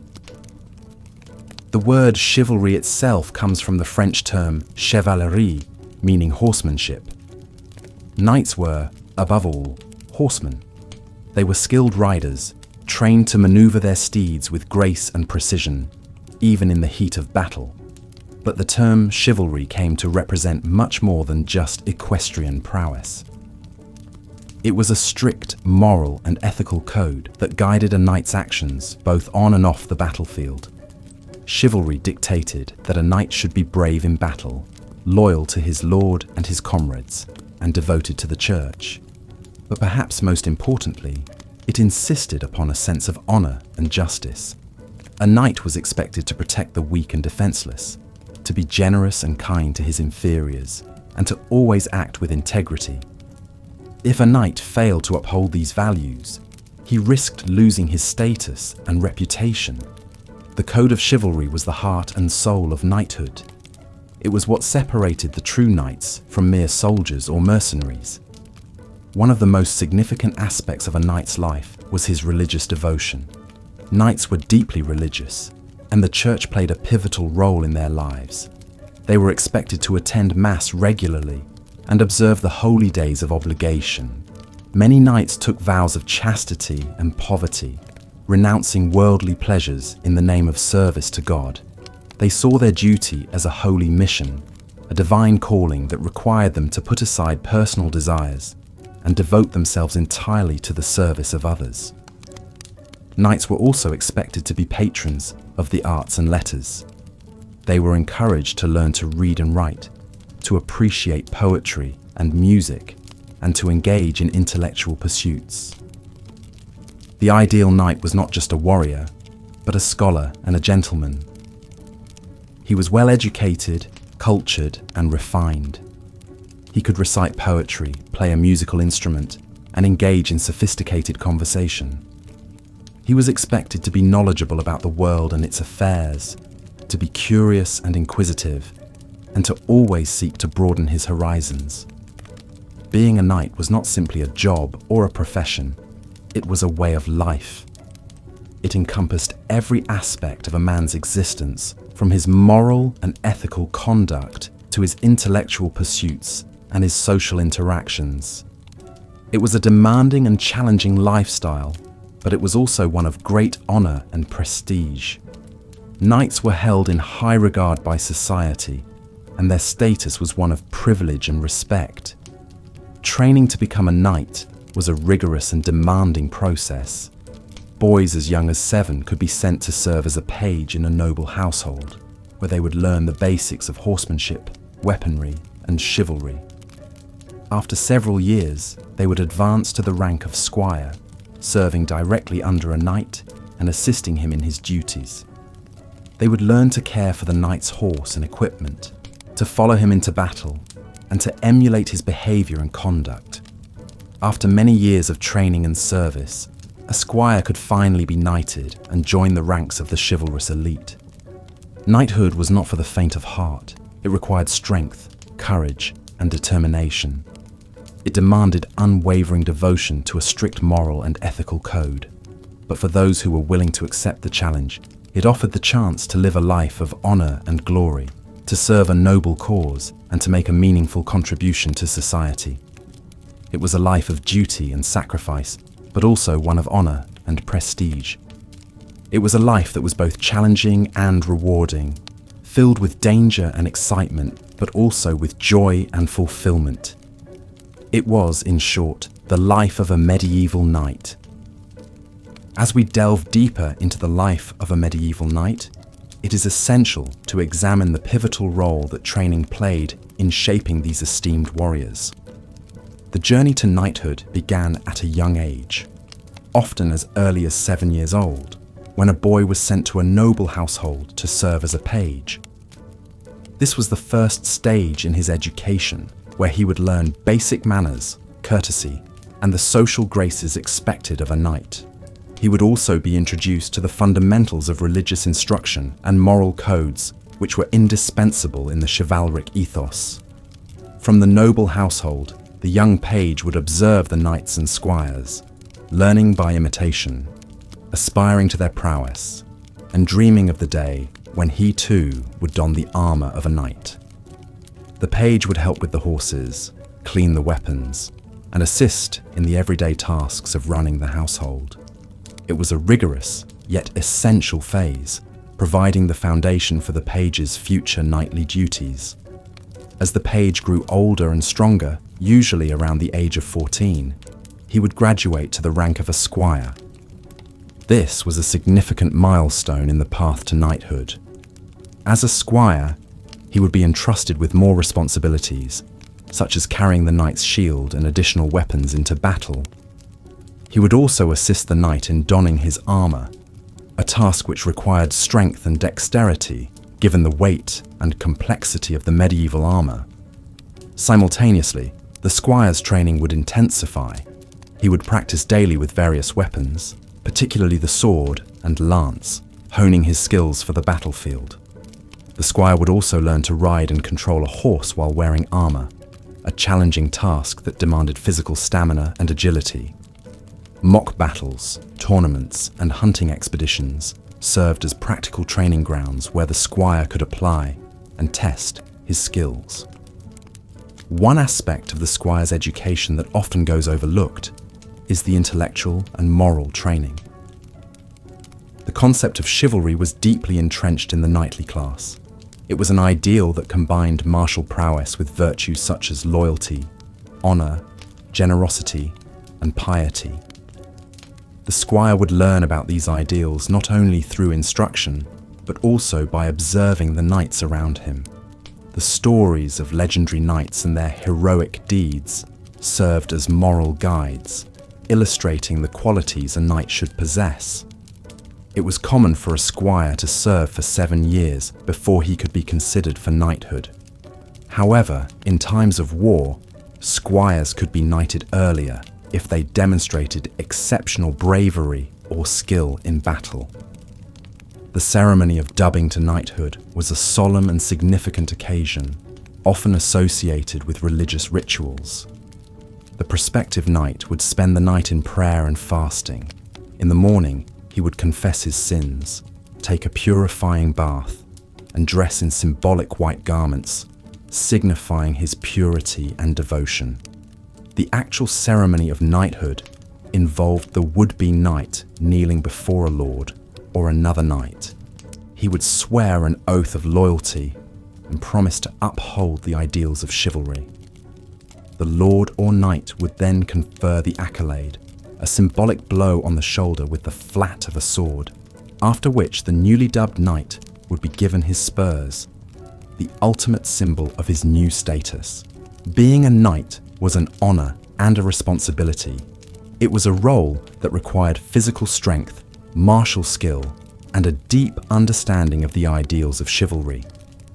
The rigorous training, starting from the age of 7, molded the knight into a warrior, a protector, and a symbol of the highest ideals of medieval society. Despite the hardships and challenges for many, the path to knighthood was a journey worth undertaking, a chance to achieve honor, respect, and a place in the annals of history. As we continue to explore the life of a medieval knight, we will delve into the knight's role on the battlefield, his armor and weapons, and the impact of chivalry on medieval society. Each facet of the knight's life and role paints a detailed picture of the complexities inherent in this revered position. A knight was more than a warrior.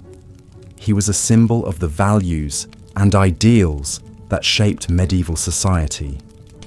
It is through understanding these intricacies that we can truly appreciate the life and legacy of the medieval knight. As the sun began to lower in the sky, casting long shadows over the stone walls of the castle, the life of a medieval knight would transition from the labors of the day to the duties of the evening. The great hall, where the knight had earlier taken his midday meal, would be abuzz with activity. The air would be filled with the aroma of roasting meat and baking bread, the chatter of servants, and the clatter of pots and pans. Here, the knight would partake in the evening meal, known as supper, a communal and often lengthy affair that offered the opportunity for relaxation and camaraderie after a hard day's work. Supper was an important part of a knight's day, as it was a time to replenish the energy expended during the day's activities. The meal was usually substantial, consisting of a meat or fish dish, bread, cheese, and sometimes a sweet pudding. Wine and ale would also be served, providing the knight with a chance to unwind and enjoy the company of his fellow knights. The food was often simple, but the conversation was lively, filled with tales of battle, discussions of strategy, and the latest news from the realm.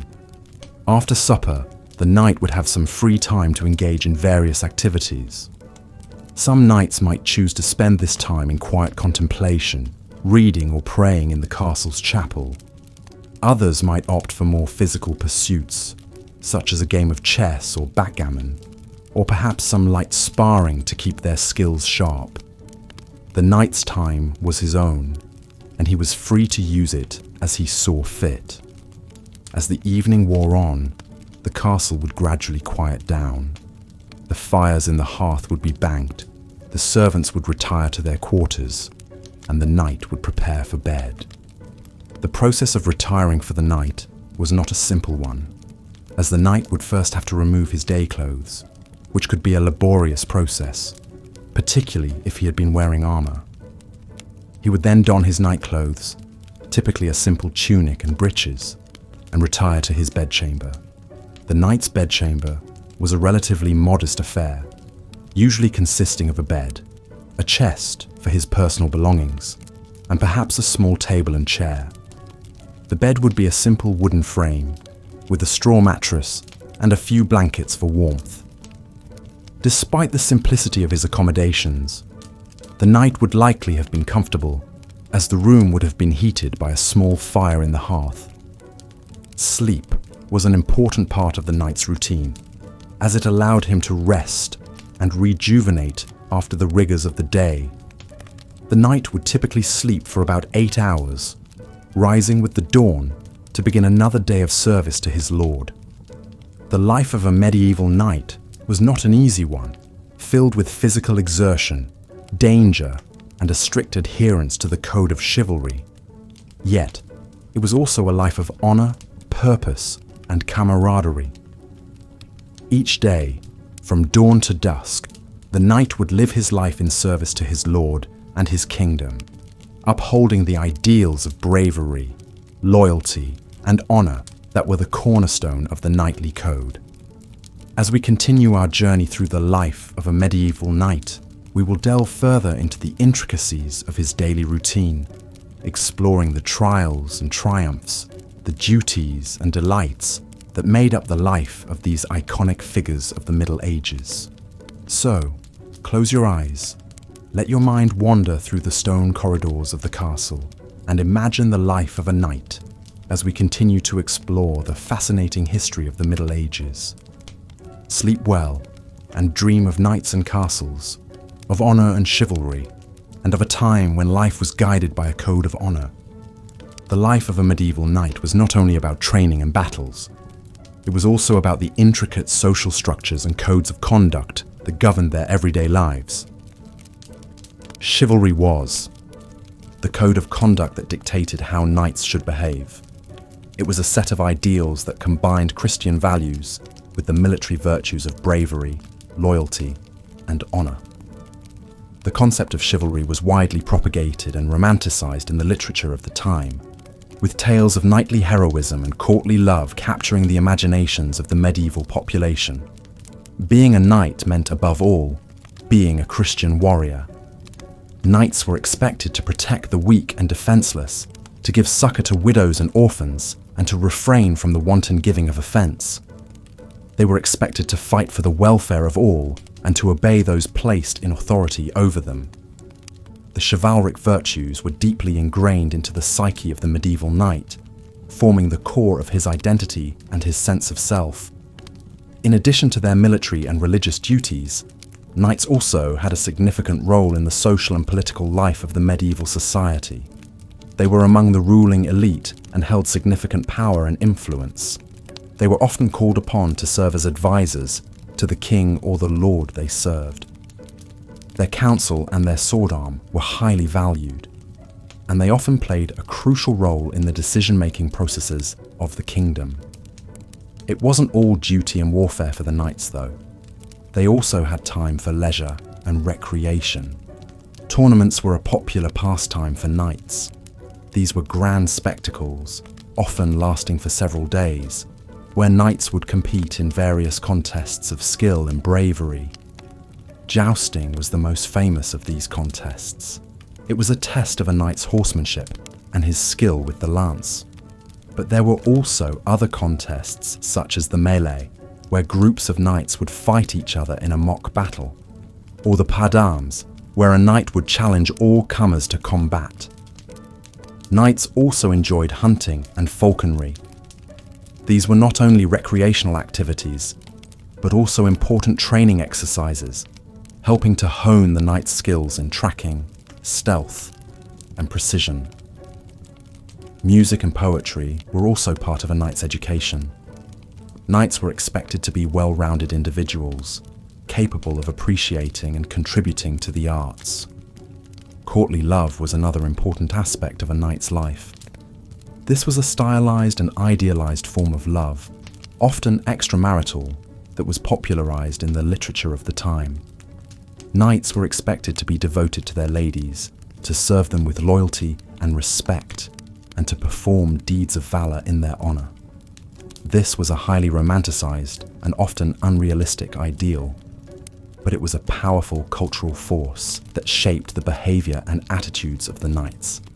Being a knight was a lifelong commitment.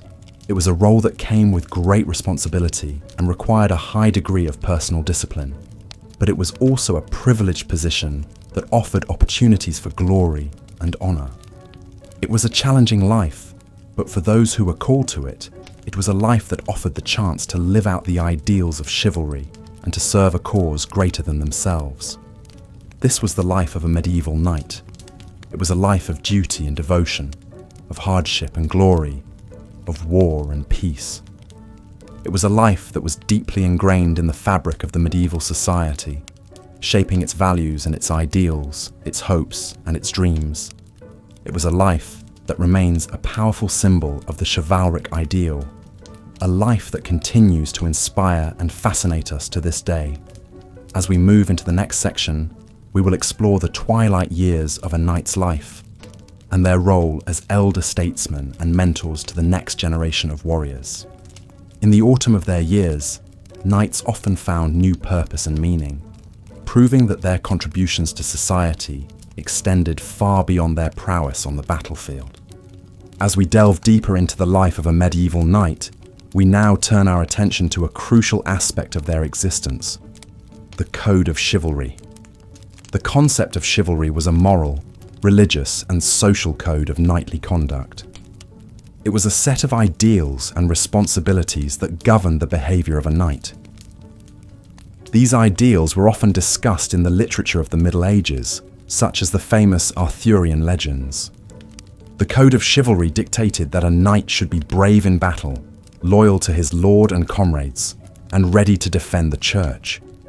He was expected to be a paragon of virtue, demonstrating honesty, generosity, and courtesy. Above all, he was to be humble, recognizing that his skills and status were gifts from God, to be used in service to others. Knights were also expected to show respect and protect those who were weaker than themselves, particularly women and children. This aspect of chivalry was often romanticized in medieval literature, with tales of knights performing daring deeds to win the favor of a lady. But this was not just about romantic love. It was about honor and duty, about using one's strength and skill to uphold justice and protect the innocent. In addition to these moral and ethical expectations, the code of chivalry also had a practical aspect. It provided a set of rules for conduct in warfare. Knights were expected to respect the rights of prisoners, to avoid unnecessary violence, and to honor the terms of truces and treaties. They were also expected to show respect and courtesy to their fellow knights, even those on the opposing side. The training of a knight was not just about physical skill and martial prowess, but also about learning this code of chivalry. Young boys who were training to become knights would learn about these ideals from their mentors and teachers. They would be taught the rules of chivalry, and they would learn to value honor and duty above personal gain. The ideal of the chivalrous knight was not always met in reality. Knights were human after all, and they were subject to the same temptations and weaknesses as any other. There were certainly many instances where knights failed to live up to the high standards set by the code of chivalry. But the ideals of chivalry provided a benchmark, a standard to strive for. And there were many knights who took these ideals to heart and strove to live their lives in accordance with them. The code of chivalry had a significant impact on the culture and society of the Middle Ages. It influenced the way people thought about warfare, about honor, and about the responsibilities of those in positions of power. It also influenced the way people thought about gender and social roles. The ideals of chivalry promoted a particular vision of masculinity, one that valued strength, courage, and honor.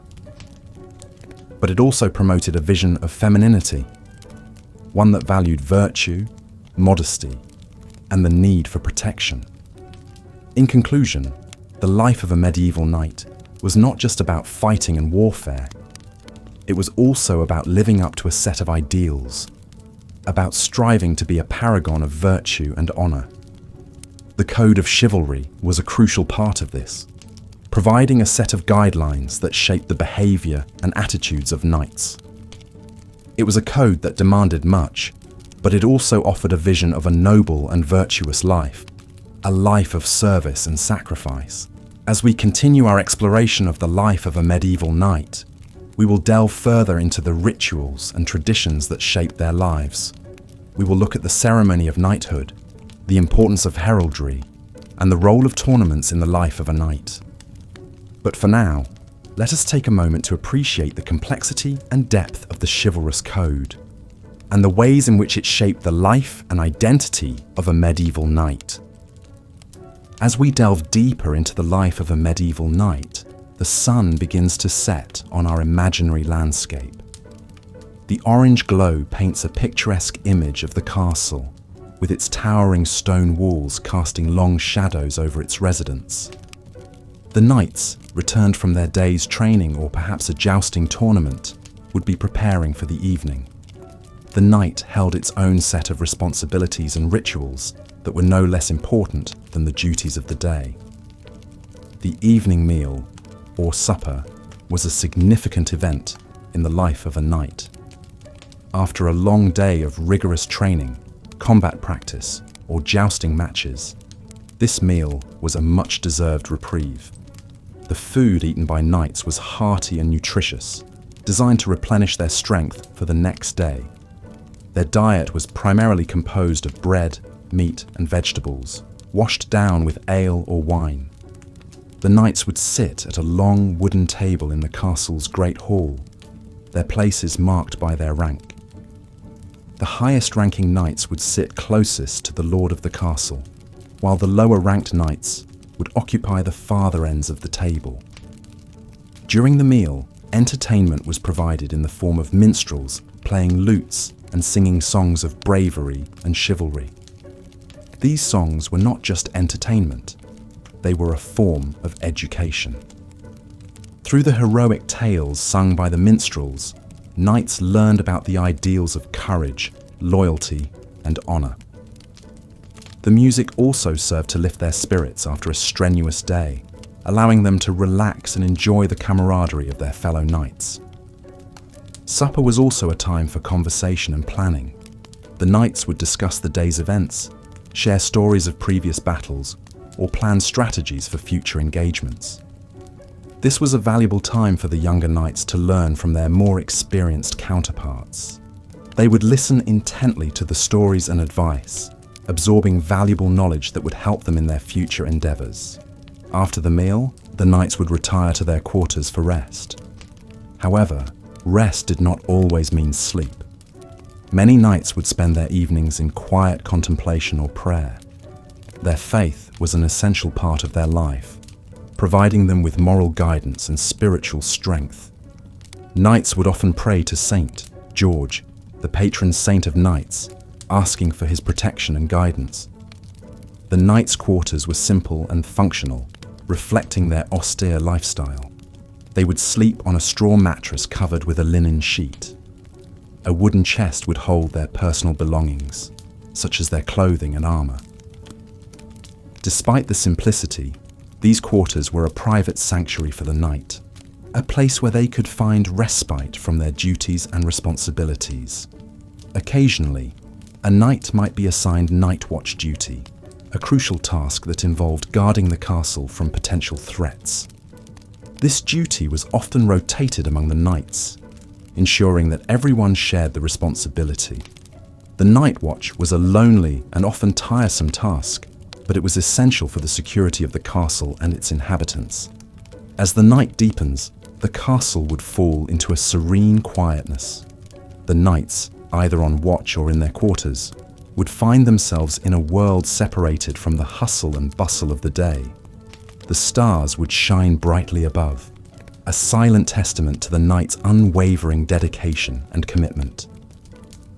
Thus, the life of a medieval knight was not just about battles and glory. It was a life marked by discipline, duty, and devotion. The knights lived by a strict code of conduct, their days structured around their responsibilities and obligations. Despite the hardships and challenges, they carried out their duties with unwavering dedication, guided by their sense of honor and duty. As we leave this section of our exploration into the life of a medieval knight, we carry with us a deeper understanding of their world, a world marked by courage and commitment, where every day was a testament to their enduring spirit.